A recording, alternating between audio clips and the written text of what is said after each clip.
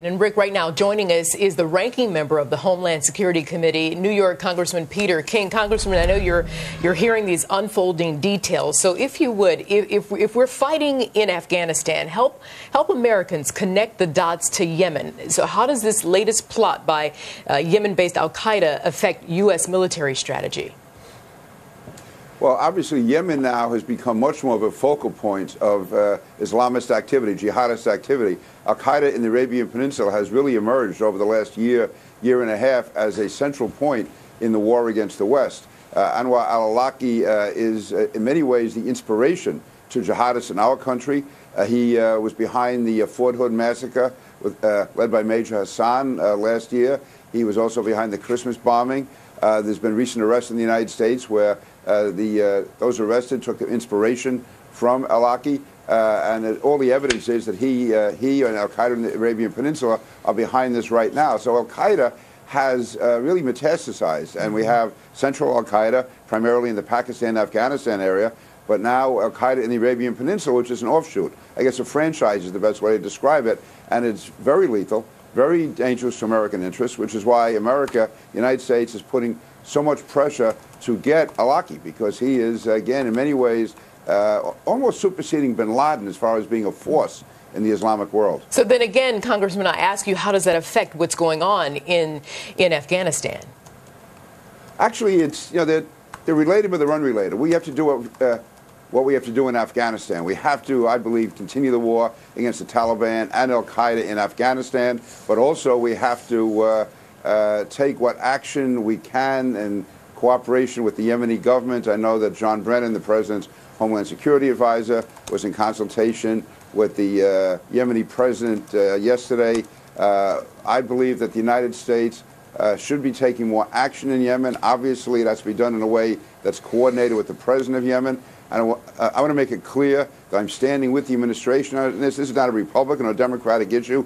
So far, the administration has done a fine, outstanding job on this particular plot. And when it comes to Yemen, I really hope there's no partisan split here, because we have to do what we can to stop Al-Qaeda in the Arabian Peninsula, because it is really emerging as a major force. But that is not going to interfere with what we're doing in Afghanistan. I see them as being related, but also separate. And Congressman, speaking in terms of working together to fight what's going on there, particularly in regards to Yemen, do you think that we should be more proactive? I'm on the Homeland Security Committee and also the Intelligence Committee, so I can't go into all of this, but I can assure you that this administration, as the previous one, is very much aware and very concerned about what's happening in Yemen. And we are doing what we can to take appropriate action. We want to do it in concert with the Yemeni government, because we see Al-Qaeda in the Arabian Peninsula as being a very deadly, lethal, diabolical force against us.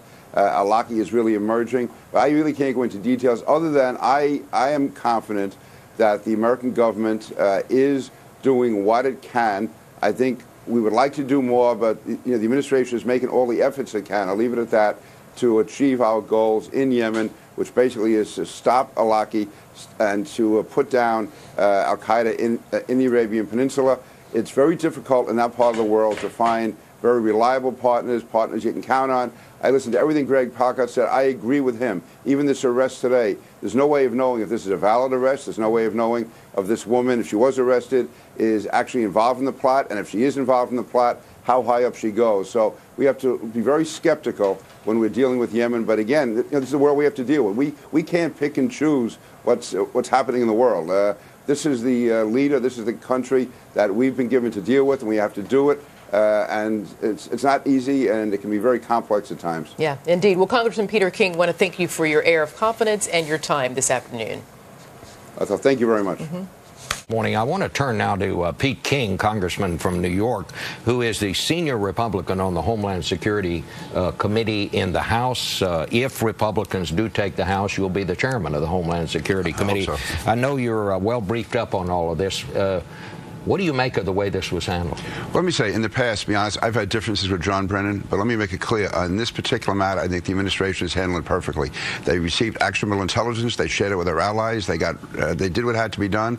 The FBI, the TSA especially under John Pistol, they did what they had to do. They shared it with local police like the NYPD here in New York. So everything was done right, and they continue to do it right, and I give them full credit.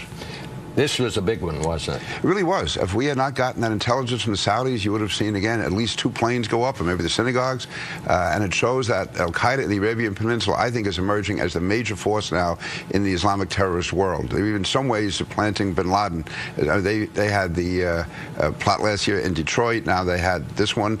And also Major Hassan at Fort Hood.